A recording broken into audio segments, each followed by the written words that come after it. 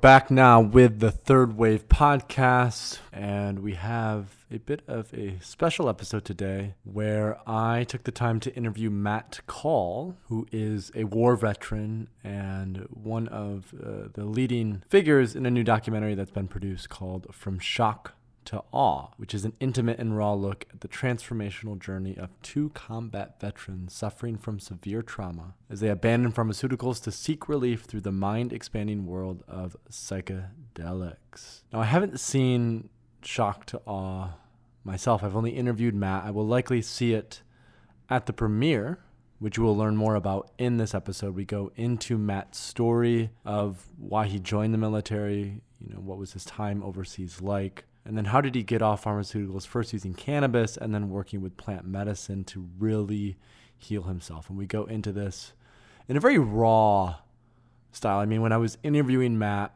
for this episode, I felt some deep emotional things around the stories that he was telling of what had happened to him and what had occurred in Afghanistan. And so it will be a very moving podcast in many ways, and also an insightful one in terms of how these medicines, both cannabis and particularly ayahuasca, can help us to heal from some of the deepest wounds that we have, not only as individuals but also as a collective culture around violence. This is a great episode. Pay attention just throughout the episode as we discuss the premiere of From Shock to Awe. It may be in a city near you, coming out November 12th. So we'll provide some links on the homepage, on the podcast page for you to access that. Before we get into the podcast, just as a reminder, if you enjoy the podcast and want to support us at The Third Wave as a nonprofit to change the cultural conversation around psychedelics, we would appreciate that support by going to patreon.com/The Third Wave, and you can make a small donation to continue to support this. Also, as a reminder, we're now running, our kind of partner organization, Synthesis, is now running psilocybin retreats, legal psilocybin retreats in Amsterdam. You can apply for those retreats. We have spots open in January, February, March, and onwards. And you can apply for those retreats by going to synthesisretreat.com and just mentioning that you found the application through The Third Wave. So if you want to work with psilocybin legally, that's a really great place to do it. And finally, a little bit of an announcement, which I'll talk more about in future podcasts, is I'm opening up some of my own personal stuff. So we're launching a new personal website fairly soon, and I'm offering some personal coaching. So if you'd like to work one-on-one with me in a capacity around microdosing or generally coaching, I'm not cheap, but I'm very effective at what I do. So we'll have more details about that in future podcasts. So without further ado, let's go ahead and listen to Matt Kahl and hear his story of healing from shock to awe.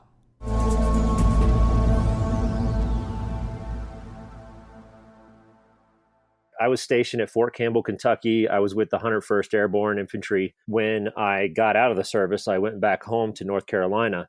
North Carolina is not a particularly friendly state for anything subversive. In order to pursue any sort of alternative medicine, I had to move to a state that was partial to it, and Colorado was high on my list. I came out here to Colorado in order to look around in February of 2013. I looked at a lot of houses in Colorado Springs, but I was really, really still quite damaged. I couldn't handle the city, the noise, the people, and I kept telling the real estate agent, I kept pointing at Pikes Peak right up there above the city and saying, hey, what's up there? Take me up there. So the next day we went up the pass. Sure enough, as soon as I went up into the mountains, everything changed. I started chatting, I started talking, I started coming alive. And that night, the real estate agent called my wife back home and said, I think you're going to have to move to the mountains, man. There's no way around it. He just came alive. He really loves it up there. It was because of the silence out here. I can walk out on my porch. There's no noise whatsoever. There's no traffic noise. I can see the night sky, no light pollution. Deer come up to my front porch and try to eat out of your hand. I have a mountain lion that likes to caterwaul in the middle of the night out front of my front window. It's great. I've seen a bald eagle fish out of the lake right at the bottom of the hill. and I've chased 2 bears off my porch. It's fantastic. This is exactly what I moved to Colorado for. That's kind of a nice way to start this podcast, I think, because I imagine with what you went through before that and prior to moving to Colorado, prior to moving to Carolina wasn't so easy, which is where your involvement in From Shock to Awe comes in, this movie that's coming out, November 12th? November in 12th, cities yeah. all over. What's been your story before that in terms of, how did you first find yourself in Colorado many years ago when you joined the Air Force? I wasn't in the Air Force. I was in the Army. I was in 101st Airborne Infantry. Our job was to kick down doors, blow stuff up, and honestly, one of the parts of the job is to kill people. It's, if you're familiar with the idea of moral injury, plenty of that. Survivor's guilt, there's tons of that too. And then there's actual trauma too, because I was medevac from my second deployment. So it runs the gamut, my military experience. And I got out because I was medevac from my second deployment. I had facial injuries. I lost a small piece of my upper jaw. I had some facial fractures, TBI, traumatic brain injury. I had cervical, thoracic, and lumbosacral spinal injuries. And I just wasn't fit to serve anymore, really. And they put me on a whole heck of a lot of prescription medications in order to try to treat all of the symptoms that comes along with the injuries. And little did I know that PTSD was going to be the most persistent one, though. The emotional element, the mental element, not just the physical aspect. Yeah. The physical element, it really started resolving fairly quickly. I took a while. I didn't really give up the cane until I had been here in Colorado for about a year. But when I did, it was great, and I hide my limp now fairly well. The physical symptoms really resolved fairly quickly, but the psychological injuries still persisted, and I found myself being in large crowds and not feeling good, feeling like I'm going to lash out, and I wouldn't be able to go to Walmart or Costco or any of the big stores. I couldn't go to any real public event or public place without feeling like I needed to back myself into a corner and watch everybody's eyes and hands, because that's where the threat's going to come from. It's always the eyes and the hands. You can always tell. Before we dig further into that, because I think that's going to take this conversation into, a deep realm, I want to zoom back a little bit, and I want to ask you about, what inspired you to join the military in the first place? Why did you enroll, and what's a little bit about that story in terms of how you grew up, why you found yourself in Colorado Springs in the Army? Yeah, it was. It's really a complicated equation, to tell you the truth. I grew up as a military brat. My dad was a 28-year veteran of the Marine Corps. He retired as a full bird colonel, which is fairly high up, and he was used to being, the commander. He issued orders, and he expected them to be obeyed. I didn't jive well with that. I was an extremely independent-minded kid, and I tended to rebel. It was a acrimonious relationship growing up with him. And actually, by the time I was 16 years old, I ended up getting kicked out of the house. And I spent my senior year of high school living with a friend. It was actually one of the best years that I had in terms of academics. And we got into, I was an intelligent kid. I got into fights all the time with my parents about the fact that I am an intelligent kid, and why are you not trying? Why aren't you trying to fulfill your potential? And part of it, honestly, was the fact that somebody was trying to push me. I didn't really need to be pushed. I could have done it my own. And during my senior year, I got straight A's, and I sent my report card home just to kind of rub their nose in it and say, see what happens when you don't push me. I enrolled in college.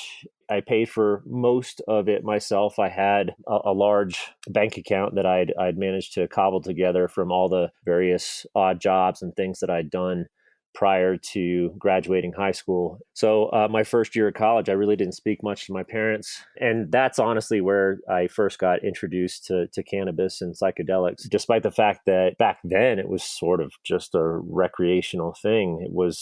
I wasn't seeking healing per se, but I ended up getting healing out of it anyways. And by the end of my freshman year of college, I called my parents. I told them that I wanted to come home and I wanted to try to build a relationship with them again. Sure enough, it worked because I had come so far in terms of my mindset. We have a fairly good relationship these days. I had sworn early on that, I'm not going to be like my dad.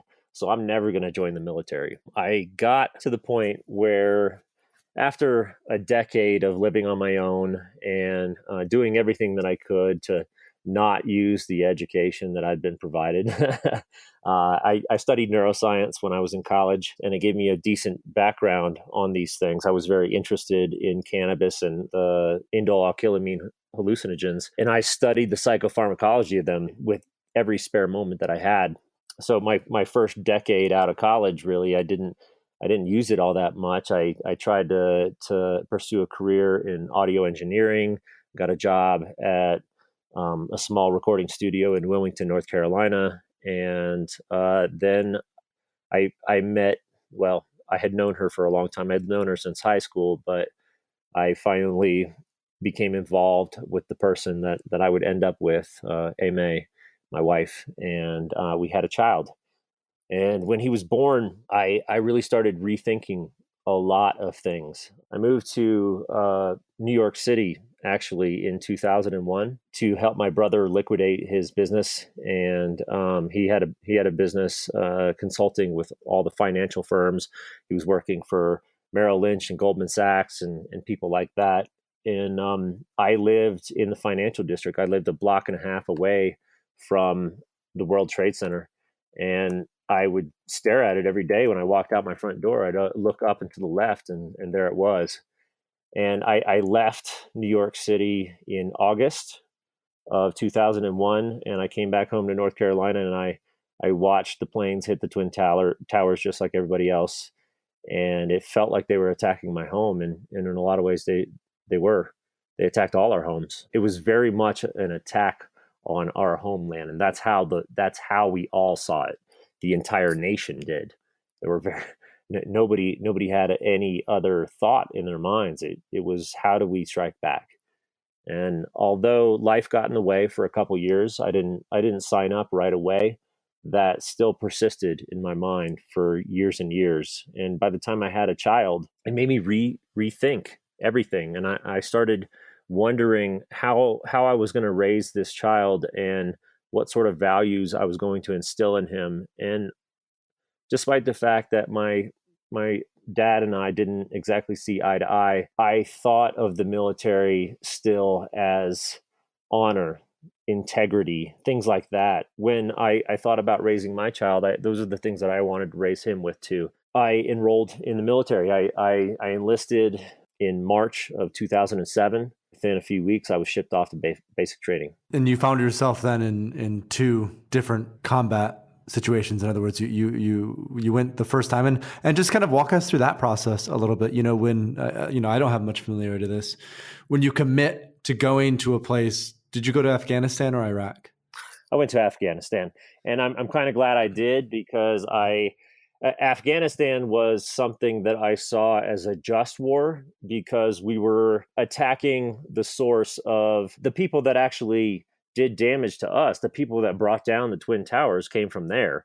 They were Saudi mostly in their nationality, but that's where they lived. So we were attacking the source of the aggression, and I thought of that as a just war. Iraq, from the beginning, I knew that it seemed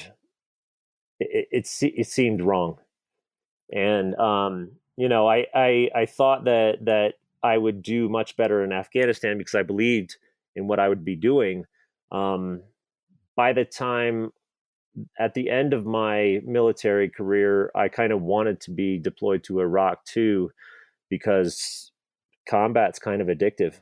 And if you fought one person, you want to fight them all. I enlisted in March of 2007, and I maxed out the ASVAB, the entrance exam, in order to get in. So I could literally pick any job that I wanted. And they put a whole bunch of things in front of me, and every single one of them just seemed kind of boring. I was signing up to fight. I didn't want to get sent to analyze water or drive trucks or do any of these other things. I didn't want to do intelligence. Even the Navy came in and they tried to to scoot me away from the Army because I had the ASVAB scores to qualify for their nuclear program. None of it sounded good to me. I asked my recruiter, do you have anything more high speed than that? And he said, we have infantry, because he was an infantry guy. And I asked him, what was the job description? And he said, we kick down doors, we blow stuff up, and we kill people. And I said, okay, sign me up. I didn't exactly know what I was getting into at the time. I thought I knew. Most people think they know coming into the service what they're getting into, but very few people actually understands what it's going to do to you. So the preparation for that, I had 13 weeks of basic training. Most people have about 9. Infantry troops get an extra 4. They've extended that even further now. Infantry troops get even more than that. And then after that, you also have a little bit of time in AIT, which is your training for your specific job. The extra 4 weeks of training and basic training, it's called OSUT, one station unit training. And they train you all the way from beginning to end without having to send you away to another different AIT school. And it's just a lot of shoot and move and communicating. When you get to your unit, I was sent to my unit, and I got to my unit in August of 2007. That's when your training really actually starts. That's when you start getting integrated into your unit and you start running drills and exercises and field problems that test you on your ability to be able to shoot, move, and communicate under intense stress and live fire. So we've spent quite a bit of time doing that. And I went to the schools that they wanted me to go to. I was the guy with the highest ASVAB score in my unit. So they always sent me to all of these schools, and they say, hey, send Kahl to it. He'll learn it, and then he'll teach it all to us. So they'd send me to these schools, and I would learn whatever new technology, new weapon systems that were coming in, and I would disseminate that information to the rest of my unit. And but very quickly, I got to my unit in August of 2007. And by March of 2008, we were deploying to Afghanistan for the first time. So it was a pretty quick turnaround. And so one thing that really stuck out to me and in a way gave me some chills and kind of, like was when you said, people think they know what they're getting into, but they don't really know what they're getting into. And can you go a little bit deeper into that in terms of, what was that gap for you like? In terms of what did you think you were getting into and what did it end up really being? Our culture is steeped in killing and violence as a form of entertainment. It's in every movie that you watch. It's in every video game that you play. It's almost everything in culture is designed to either mimic combat in some way or try to show the realities of it without actually showing the actual reality. Even games like football and which is our national religion, seems like sometimes, it's designed to create a combat situation without making it deadly and trying to create a combat environment in which the least number of people get hurt. And people think that violence is cool. Violence is glorified in our society. And so a lot of the people signing up in order to get into the infantry, they're thinking that they're going to go out and do something glorious, something fun. And I won't lie, it is fun. There's a lot of fun things about it, but there are a lot of things that are just absolutely heartbreaking and hard and painful, and things that tear your soul to pieces. I don't think people really take that into account, and they should. They should understand truly what they're getting into. Taking another life is not something to be done lightly, and too often it is. My first deployment was to Afghanistan. It was slated to be 15 months, We got off easy. I think it was about 13 months.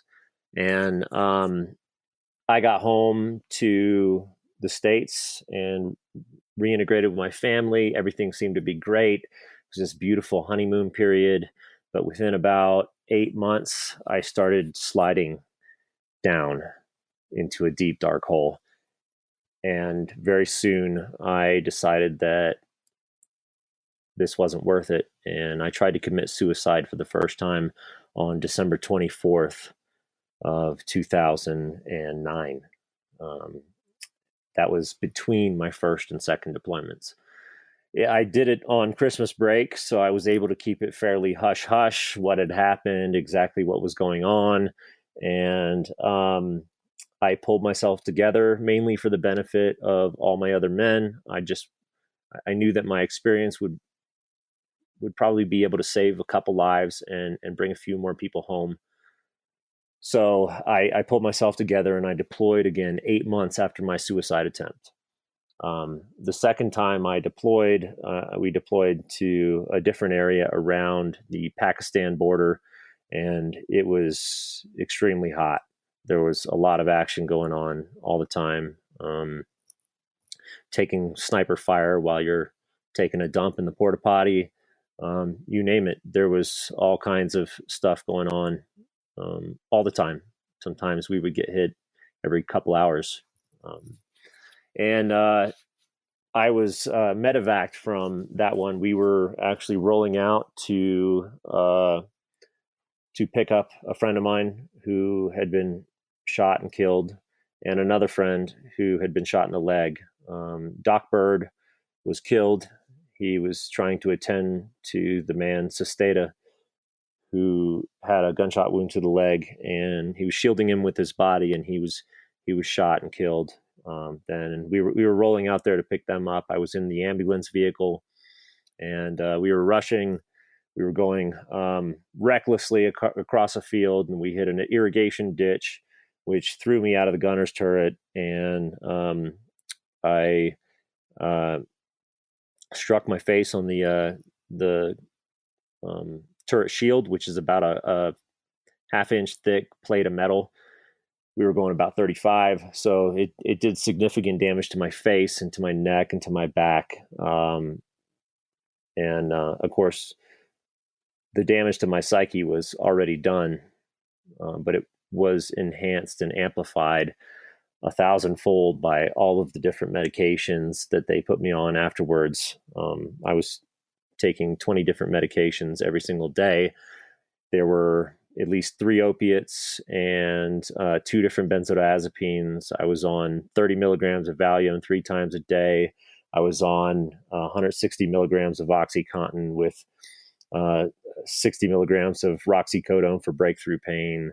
I was on Xanax at the same time as all these things. Any doctor will tell you it's a bad idea to combine all these, but I was on it. I was on them all. And then I had the medications for the side effects, and the medications for the side effects of the side effect relieving medications. It just went on and on and on. And my liver started to fail. My kidneys started to fail. And I knew that something had to change. I got out of the service in December of 2011. And I went back home to North Carolina. It was a really, really dark period of my life. The only thing I was trying to do was to run away from the things in my head, run away from the things that I'd seen, run away from the things that I'd done, and run away from the pain of everything. And I just sort of circled the drain there for a long time.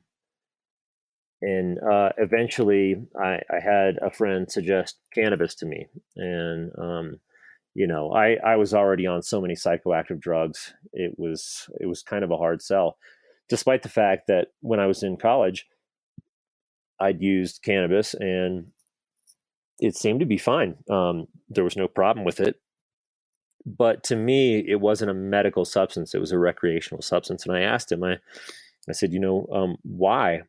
Why would I add one more drug to my already grueling regimen of pharmaceutical drugs?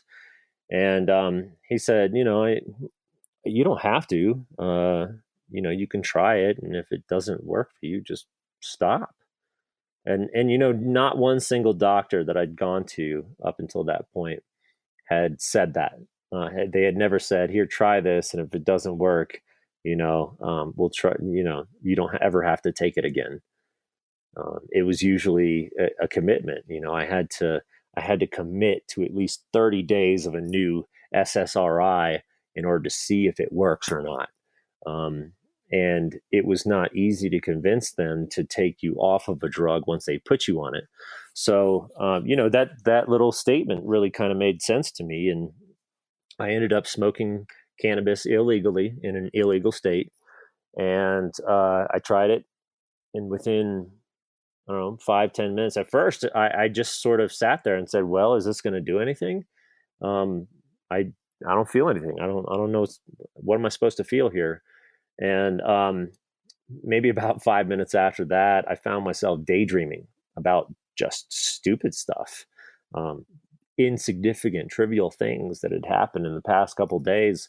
I was just daydreaming. It was beautiful. It was a moment of absolute peace, and that's when I knew that I was going to have to pursue this track a little bit further. And my wife was there. She actually saw me, and she told me later that the stress and the anxiety, the obvious pain, just sort of melted away. And it was that moment that she also was like, "Oh crap, we're gonna have to move somewhere where this is legal." And so yeah, we uprooted our lives in 2013 and moved to Colorado, where cannabis is legal. I think yesterday Canada legalized Yeah, cannabis as well, which is yeah, like huge. It's a huge step. yeah. It's a gigantic country. I mean, it's bigger than us. I mean, not in people wise, but land mass. There's a It's lot of polar bears and yeah. I mean, get them all high, right? yeah, exactly. Maybe they'd kill less people. But yeah, so we moved to Colorado, and I started growing cannabis immediately, and I got one of the first research and development hemp licenses in the country in 2014, and I started growing hemp outdoors, and I was growing marijuana indoors, the high THC stuff, and in order to make sure there's no cross pollination or anything like that. Um, and both things helped me. They helped me immensely. I was my tactic at first. I really didn't know what I was doing. My tactic was carpet bombing. I was eating it massive quantities. I was smoking it. I was smearing it all over my skin, just trying to get it in any way I could, and eventually I got to the point where I was cutting medications right and left. I actually asked my VA provider, when I first got here. I asked him, "Hey, this is Colorado. I definitely I have to ask you, man. What do you think about cannabis, medical cannabis?" And he said, "Well, to my surprise, he was just like, well, if you haven't tried it, I think you probably should, but I can't give you the opiate narcotics while you're on it." I was like, "Okay, fine, take me off." And so I went cold turkey, and it was really, really hard for a little while, but cannabis helped me come off of the opiates, and it was the best step I've ever taken, and I never looked back. Um, And so, how many prescriptions are you on now? Zero. Which is unbelievable. Yeah, And fucking considering it's amazing. 20. There was 20 Yeah. before, and now it's zero. I have a few things that are still in my medicine cabinet, and they're there for a reason. It's if you have an emergency rescue situation, having one of these pharmaceutical interventions available, it's really a valuable thing. But I just don't need it anymore, and so I don't ever use it. It's just gathering dust. Um, yeah, it's been a fantastic transition. I've gained my life back, and more than that, I've gained my family back. I couldn't even hold a conversation. I would be falling asleep in the middle of my sentences, drooling on myself. I was not fit to be around anyone, and I couldn't interact with my kids. I was losing my kids day by day, and now I have them all back, and I'm able to go to soccer games and watch and cheer and clap and then hug them afterwards when they've done good. It's fantastic. It's life is a far better drug than anything they give you in a pill bottle. Absolutely. Absolutely. And I think that is why these healing stories and why your story is so powerful, because I think all of us can relate to that, can relate to wanting to spend quality time, engaged time, connected time with our loved ones.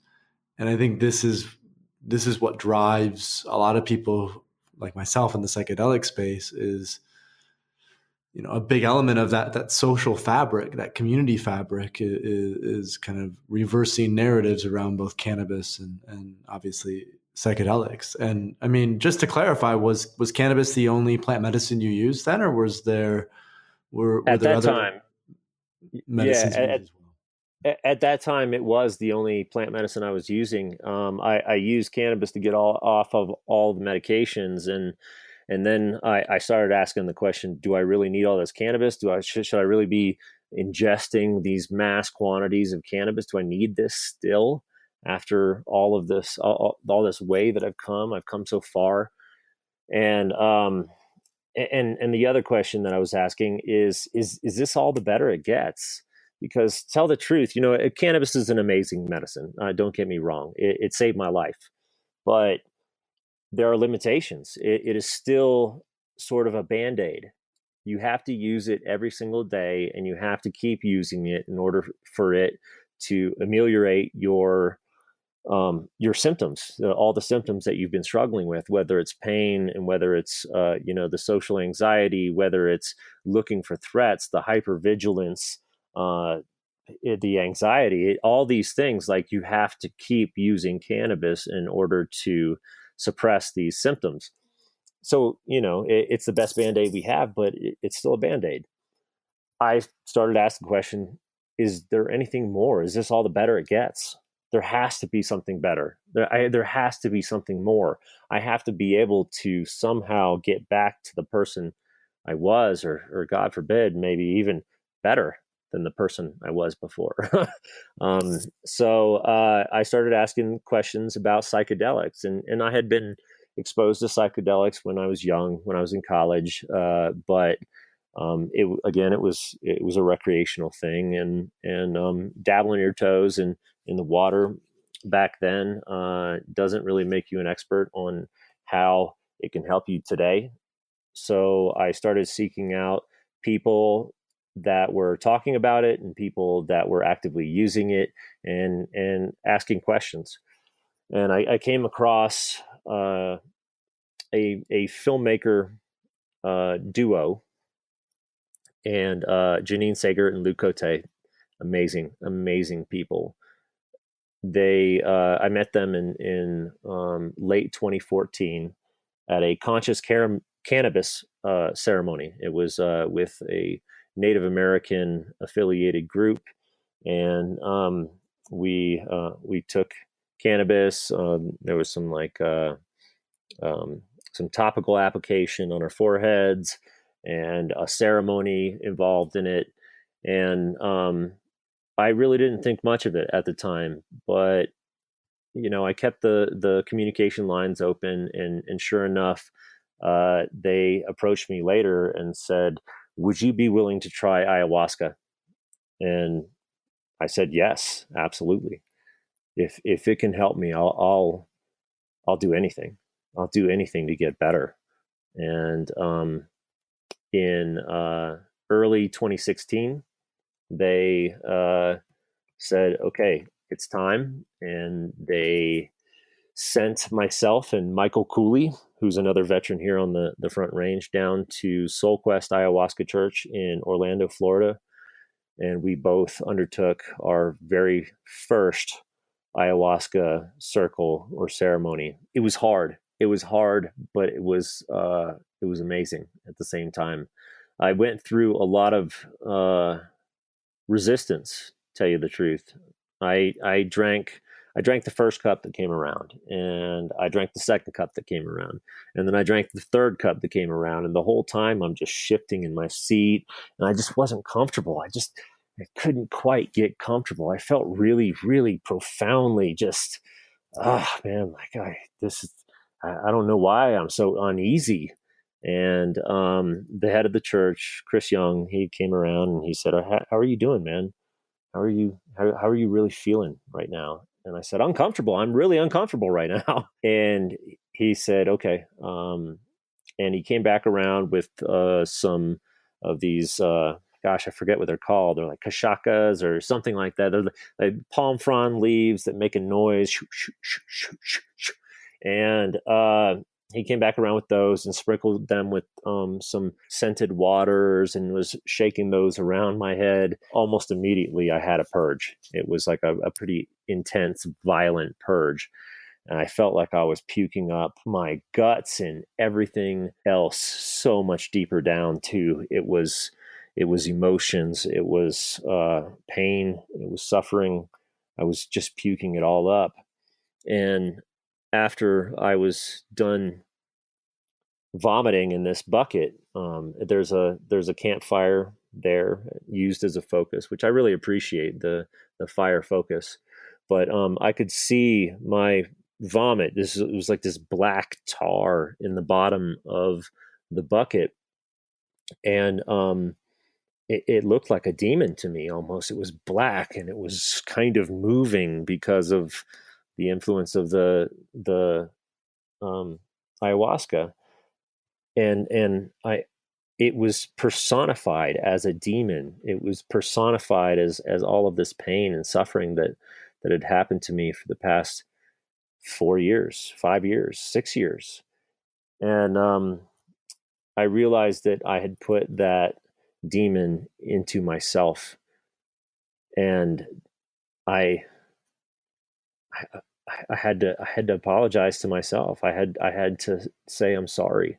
I'm sorry that I did this to you. I'm sorry I did this to myself. And then I made the realization that I did that to that demon too. That demon was forced to be in my body, and it was trapped there. And I've been fighting it ever since. It has been trying to get out, trying to be released. And my struggle with it, the struggle to keep it down, to keep it under control, to keep it locked away, was what was tearing me apart. And I realized that I had to apologize to the demon too. And I said that I'm sorry, and how can I ever make it up to you? And he said, you need to forgive yourself, and forgive everybody else too. And I asked him, can I do that? Is that even possible? He said, yeah, it is possible. You just do. Just let it happen. And I stood up and I looked at the stars that moment, and I said, okay, I'm going to do that. And I gave it up then, and I've never looked back. Just like that. You released it. Just like you let it go. Yeah. It just wasn't there, and you were able to move through it and grow. I mean, that's just so, it's like one of those moments in life where it's just this shift, this change, this immediate kind of 180 or 90 degree or whatever it is that's so powerful, yeah. you know? Yeah. There was, I mean, what was that integration process? Like, you know, when you came down from ayahuasca, you know, the next week or so, what was going through your head and your heart as you were trying to process what, you know, had just happened and occurred? Oh, it started almost immediately. I called my wife the next day, and I was ecstatic. I was probably a little bit aggressive about my joy. I thought to myself, it was the same thing with cannabis too. You know, when cannabis really started giving me help, I thought that everybody else in the world, man, you've got to try this. You've got to try this thing. And so I started giving away cannabis on the Front Range, and that's sort of how I built the organizations that I was part of then, and the organization that I started myself. Um, and when I talked to my wife the next day, I was like, you got to try this. you you just absolutely have to try this. It's miraculous. And And of course this there's time a you lot. didn't have to move to Peru, right? It's not like you had to move to somewhere where it was legal. Yeah. You worked within the boundaries a little bit, right? Yeah. She didn't have to move to Peru. She didn't have to do anything like that. But if we found the opportunity to, I really wanted her to try it. And at first, she was absolutely resistant.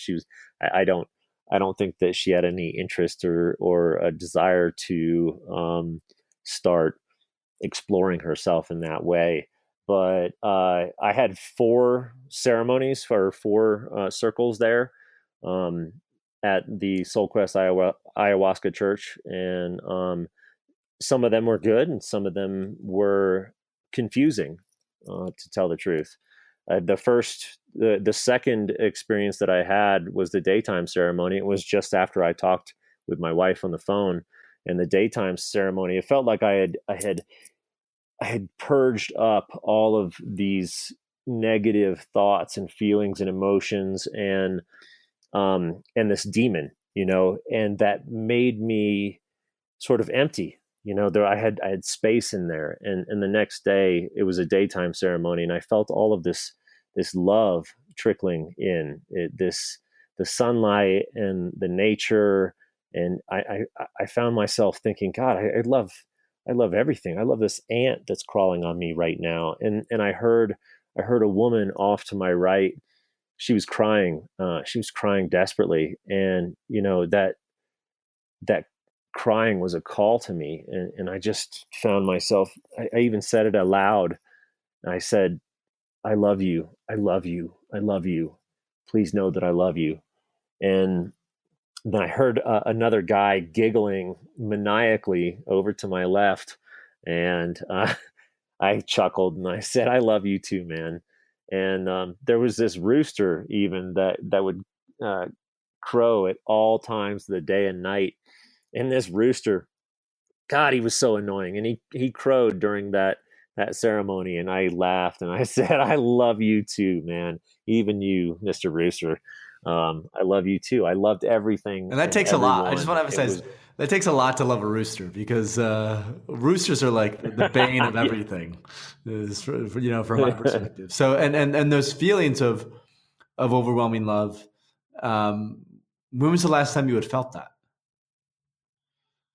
I'm not sure that I had felt it any time in the previous decade, at the very least. Nowhere in any time during my military service. I wanted to kill everything in my military service.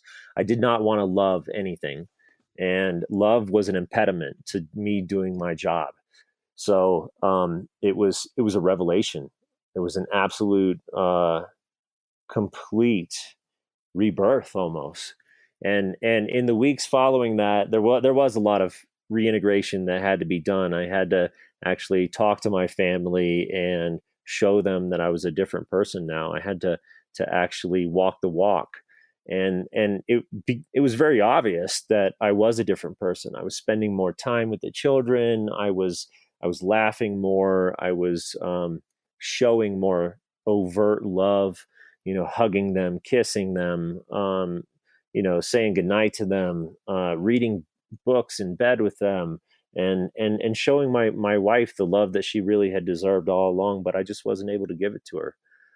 So there was all of this, and they really, I think that part of the reintegration process is how the people around you are actually reacting to you, and some of them are really put off if you come back like that. If you come back just so radically different, people don't always react in a good way.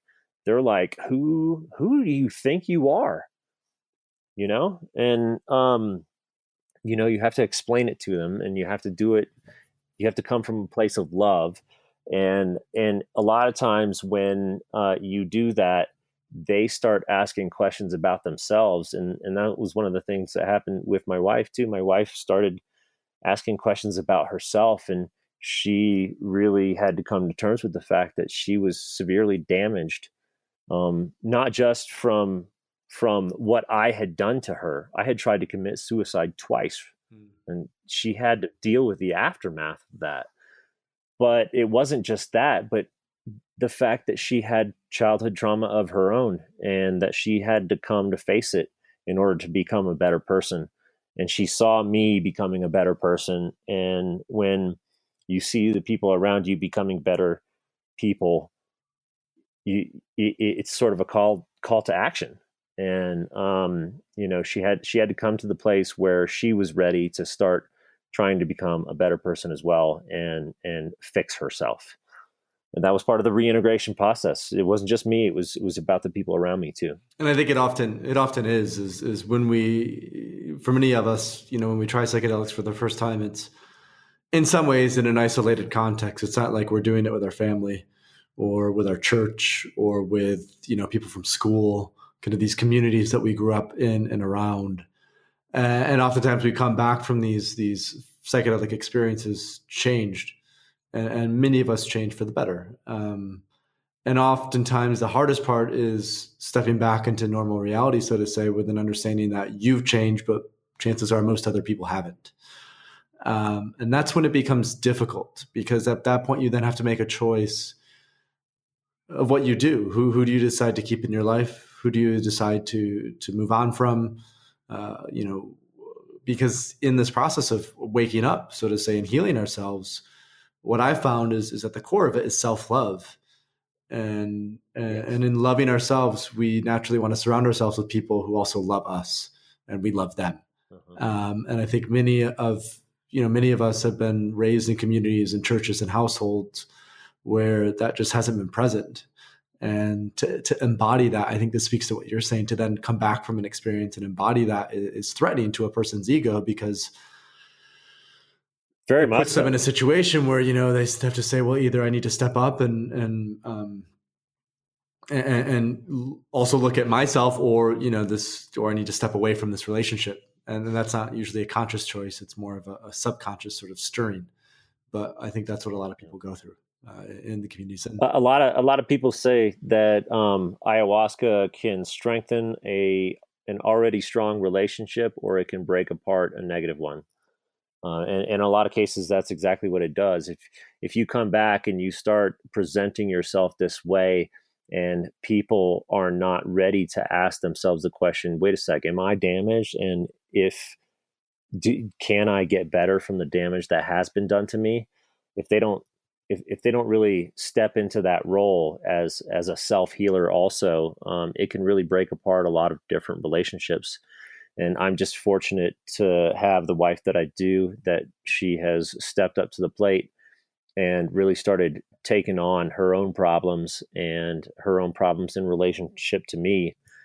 There's a certain amount of a lot of this movie has to do with relationships, and she had to understand that when I got hurt and I was just not fit to be a human being, she had to step up and she had to take control of a lot of different things.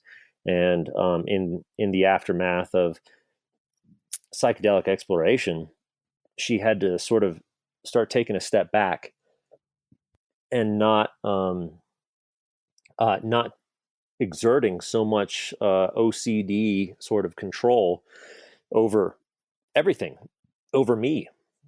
And that was very difficult for her to do, and it was difficult for a lot of different people to do. But it's been immensely rewarding. The journey is worth it. I'm telling you.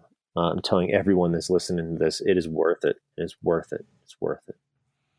So one thing we haven't yet spoken about, which I just want to spend the last 5 or 10 minutes on, is I think one topic that's hot both within the psychedelic space, but also that it's on a lot of people's minds, is the fact that we are healing veterans with plant medicine. And I just wanted to hear a little bit from your perspective in terms of how your views have changed, if your views have changed, about the relationship between yourself and your country. Because I know early on in the podcast, in the conversation, you mentioned obviously with 9/11, we felt like we were attacked. We as a country, our homeland. And I agree with you. When I was much younger than you, I was, I think, 11 at the time. And I felt that same way, and my family felt that same way. Yet, in the past few years, especially after Afghanistan and Iraq, these two wars, a lot of people have become more or less kind of, what's a good way to put this? Quite unhappy with being American. I would even say with identifying as an American, because it's become very clear that the system that American power was built on maybe wasn't really the healthiest system, and so I'd just love to hear where you're at in that process in terms of what's your relationship like with your own country, previous to the war compared to now. Yeah, self-hate is a very fashionable thing to do these days, including hate for your own country. I don't really subscribe to it. I love my country, and I raise my hand in support to defend the Constitution of the United States from all enemies, foreign and domestic. And that means a lot to me. It really does. Nobody's ever relieved me of that oath. So when I came back and I started healing from all these things, it became very obvious that the onus was on me now. If you want to see the world change, you have to make it change. And you don't have to just make others change. You have to be the change yourself, and you have to embody that for everyone else around you as an exemplar, as an example of what can be done. And I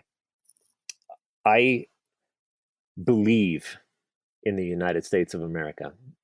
Believe it or not, it's not very fashionable to say that kind of thing right now, but I believe in the idea of the United States of America. I believe in the Constitution of the United States, and I believe that it's been horribly, horribly violated by the people that are in power. And it's all done in the name of all of these different wars. There's a war on terrorism, in which America has essentially declared war on the entire rest of the world. It doesn't matter where terrorism lies. We're going to go find it, and we're going to fish it out. We're going to destroy it. That is a declaration of war on the entire world. And years and years ago, we declared war on drugs. And it's really just a war on the people of our own country. Right. We are taking militarized police forces and kicking down doors, using explosives to blow up doors, doing things that I did in Afghanistan. And we're doing it against our own citizens for simply trying to treat themselves with something. Okay, yet most people are not pursuing the right avenues. A lot of people are caught up in cocaine and heroin and things that aren't the best option if you want to get better. But what those things are symptom management devices. So I want to end the drug war in its complete entirety. There's not one portion of it that I want to stand. I don't care if we're talking about civil asset forfeiture. I don't want our prison industrial complex driven by for-profit prisons. I want restrictions removed against not just the natural plant medicines, but on all of them. Because I think that if people were taking any of these substances under the supervision of a doctor, we wouldn't have an opioid epidemic today. The fact is that there's 121 people killing themselves every single day in the United States of America. That's a massive number. 22 of those are veterans. But we also have 190 people who are overdosing every single day. And the only thing those people are trying to do, they're just trying to treat their trauma. That's what it's about.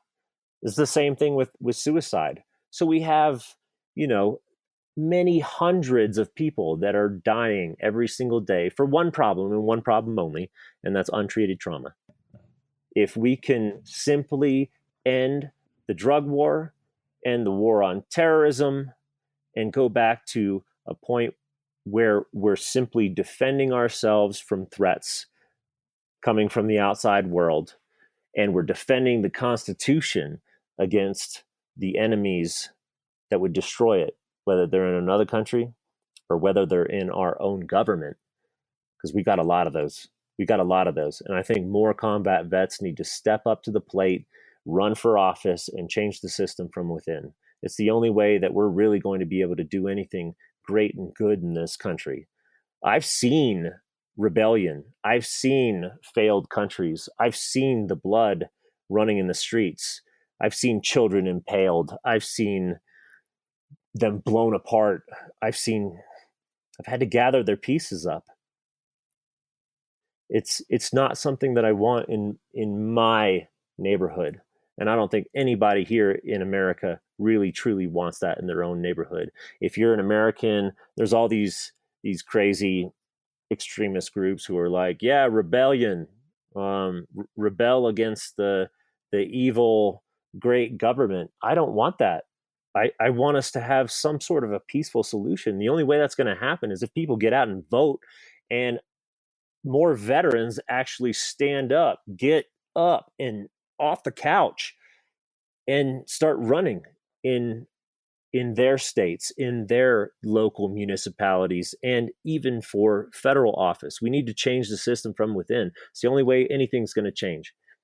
So I want to be part of that change. I want to be the change. Be the change. And I think that's all we can, expect from ourselves, is to first, this is kind of what we were talking about earlier. Yeah, we can only first focus on healing ourselves and giving ourselves the autonomy and the agency to then go out and contribute in a way that's positive. And then that impact, that leadership will ripple out slow but sure into our family, into our extended circles, and into our larger friend groups, into our larger community online, through the internet.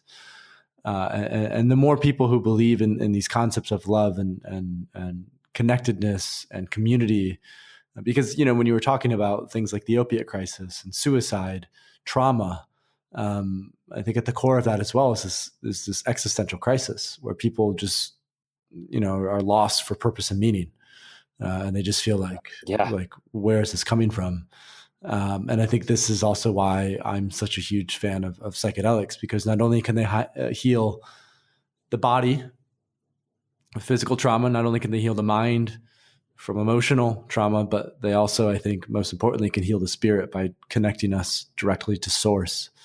And some people will call that God. Some people will call that, Alpha and Omega. Some people will call that, Buddha, whatever you call it. It is healing in itself. And the more that word is spread, the more that we can just let people, come to those terms and come to those understandings. I think the more that society itself can heal itself. I'm not, myself particularly patriotic. I have lived and traveled in many other countries.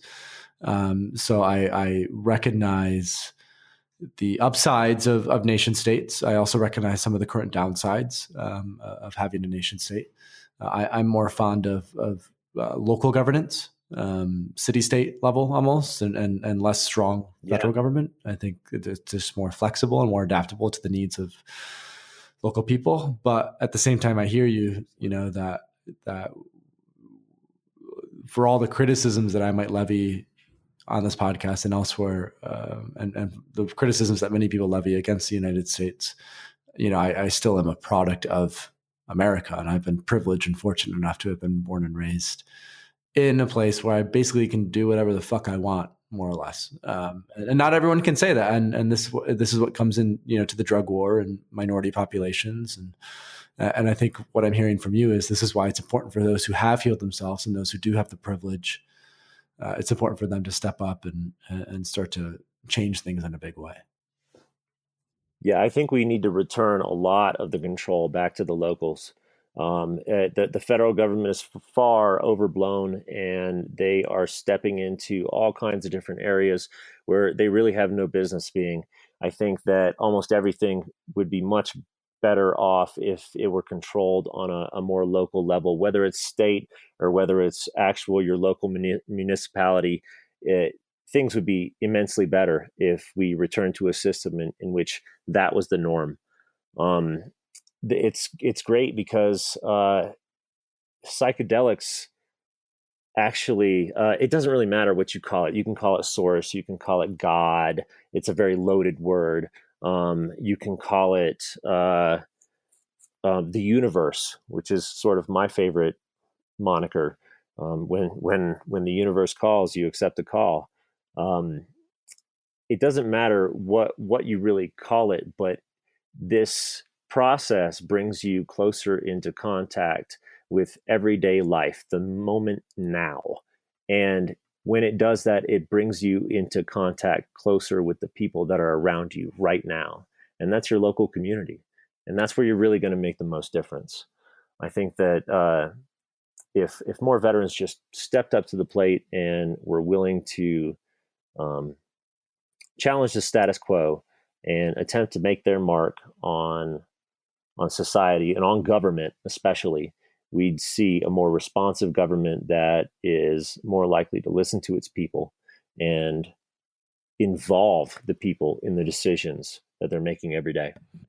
And that's what I'm dedicated to do right now. I've found a lot of healing from the actions of going to the Capitol and lobbying, citizen lobbying for the issues that I believe in, being, cannabis for one. I as soon as I got here to Colorado, actually, I started wondering, why the heck is PTSD not a covered condition for medical marijuana? Because it works.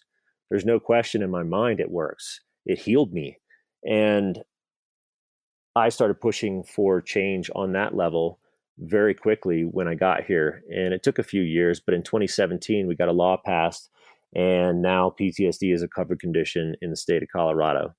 And it's not just for veterans, it's for anybody that has PTSD. It was really important to me. I actually sued the state in order to get that to happen. And it was really important to me to have at least one civilian on the in the group of people suing the state, because as we're kind of the poster boys of PTSD right now. Veterans are the poster children of PTSD, but it's our job as that to bring attention to the fact that so many individuals in our greater society, so many civilians have had trauma in their lives, real trauma. There are so many people that come to me and say, I can't imagine what you've been through. But if I sit and listen to enough stories, I'm going to come across a lot of them that I'm going to say, I don't even know how you made it through that. It goes both ways. There are horrible stories here at home and there's horrible stories abroad, but the common element is pain and suffering and what we are doing to ourselves as a result of these things that have happened to us, the things that we have seen. And if we could just heal it all as a society, we'd be better off. And I think that's a great way to end this episode. So Matt, I want to thank you for sharing your story, for having the courage to come on here and talk about these things, for the role that you played in From Shock to Awe. And just before we leave, if people want to find out more about the documentary, if they want to find out more about your work, what are the best places for them to go? Yeah, please come out November 12th, the day after Veterans Day. Veterans Day is on the 11th, but the day after Veterans Day, it is being released nationwide. If you go to www.fromshocktoawe.com, go all the way to the bottom where it says watch. Click on that link and it will come up with a list of every American city that it's being screened in on that date, and find the city closest to you, buy a ticket, and come on out. I guarantee you this movie will change lives. It's changing my life as we speak still, even though it's already filmed, it's already cut, it's already done. This is still changing my life in real time. And I believe it'll change yours too. The organization that I started and that I represent is called Veterans for Natural Rights. You can find it by going to www.veteransfornaturalrights.org, or you can go on Facebook and find Veterans for Natural Rights. We have a lot of very controversial topics that we talk about. Natural rights goes far beyond just plant medicines. It is definitely a natural right to stick a seed in the ground and watch it grow, and then use the products for it for healing yourself, and for nutrition, or for clothes, or whatever the heck you want to use it for. But it's only one part of natural rights. Natural rights are the things that we are all born with as a result of being human beings. I don't have freedom of speech because the government grants me it. I have freedom of speech because I have a tongue and lips with which to speak. And the only thing controlling what I say is my thoughts of what the repercussions might be. So the natural rights is a very expansive topic, and it's something that I think that we all need to get very much more acquainted with as a society. And we need to all start reasserting our natural rights, because a lot of them have been taken away by the infringements on the Constitution of the United States that I was sworn to protect. So please come to either our website or our web page. There's actually a lot more activity on the web, on the Facebook page. We have a lot of political debates and things like that. I'd love to see you come out and check out what we're doing. We do a lot of different events all over the country. We have chapters springing up in different places all over the country. Nebraska, Omaha, Houston, even Nashville's coming online. But please share your 2 cents too. Everybody's voice matters, and it would please me nothing more to hear everyone in America start asserting their voice and their rights as a people.